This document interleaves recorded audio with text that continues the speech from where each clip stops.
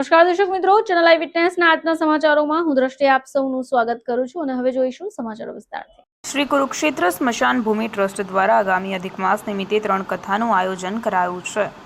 આવતીકાલથી સનાતન ધર્મનો પવિત્ર માસ અધિક માસની શરૂઆત થઈ રહી છે, જેના ભાગરૂપે ટ્રસ્ટ દ્વારા રામ મઢી આશ્રમના સંત શ્રી મૂળદાસ બાપુના કંઠે તારીખ 17 મે 2026ને રવિવારથી ઈશ્વરીય સત્વ તત્વ સાથે જોડાયેલા રાજારામ દ્વારકાધીશના, રાજારામ રણુજાના, રાજારામ રાજાશાહીના, રાજારામ અને લોકશાહીના રાજારામ આમ 5 કથાઓ 5 દિવસ સુધી સંભળાવશે।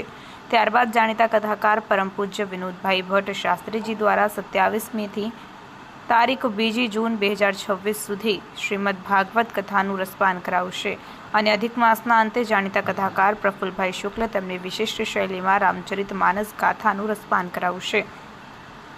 આમ અધિક માસે ત્રિવેણી સંગમ સમાન મા તાપીમાં પવિત્ર સ્નાન, પૂજ્ય શ્રી મોટા સૂર્યોદય ઘાટ ખાતે કથાનું શ્રવણ અને શ્રી કુરુરાજેશ્વર મહાદેવના દર્શનનો અનેરો લાભ મળવા જઈ રહ્યો છે। સુરત શહેરના ભાવિક ભક્તો માટે ટ્રસ્ટ દ્વારા ખૂબ જ સરસ આયોજન કરવામાં આવ્યું છે, જેમાં શ્રદ્ધાળુઓ માટે તાપી સ્નાન બાદ મહિલાઓ માટે ચેન્જ રૂમ અને ભૂદેવ દ્વારા પૂજન તથા 3 કથાનું વિશિષ્ટ આયોજન કરાયું છે, જેમાં મોટી સંખ્યામાં શહેરના ભાવિક ભક્તોને પધારવા ટ્રસ્ટ દ્વારા હાર્દિક આમંત્રણ પાઠવવામાં આવ્યું છે।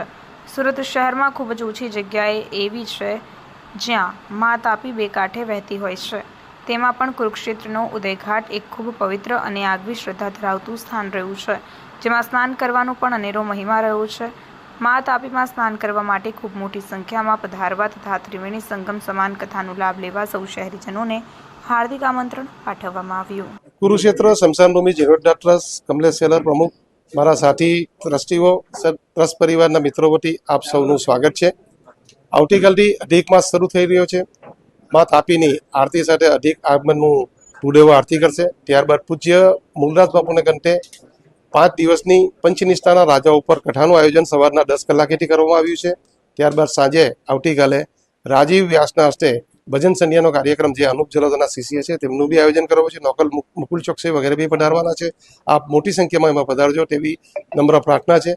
ત્યારબાદ સેકન્ડ સ્ટેજમાં વિનોદભાઈ શાસ્ત્રીના કંઠે ભાગવત પુરાણ અને ત્યારબાદ ત્રીજા સ્પેસમાં રામચરિત માનસ ગાથાનું આયોજન પૂજ્ય પ્રફુલભાઈ શુક્લાના કંઠે કરવામાં આવ્યું છે। આ સમગ્ર આયોજન અધિક માસ ભક્તિભાવ જે ઉજવાઈ રહી, તાપી સ્નાનના મહિમા સાથે જોડાઈ રહી એવી ટ્રસ્ટ પરિવાર વતી આયોજન કરવામાં આવ્યું છે। આ ભક્તજનોને, શ્રદ્ધાળુઓને અમારી નમ્ર પ્રાર્થના છે, આપ મોટી સંખ્યામાં આ કથા સહિતનો, સ્નાન સહિતનો પર્વનો આનંદ અને અવસરનો આનંદ લો। સંપૂર્ણ અધિક માસ એ 30 દિવસનો છે। આવતીકાલ 17મી મેથી અધિક માસ શરૂ થઈ રહ્યો છે। એ આવતા 15 તારીખે જૂનની અધિક માસ સમાપ્ત થાય છે। 17 તારીખથી મૂળદાસ બાપુની કથા ચાલુ થાય છે। ત્યારબાદ એનું સમાપન 15 તારીખના જૂનના રોજ આપણા પ્રફુલભાઈ શુક્લાના રામચરિત માનસના કથા વિરામ સાથે થશે।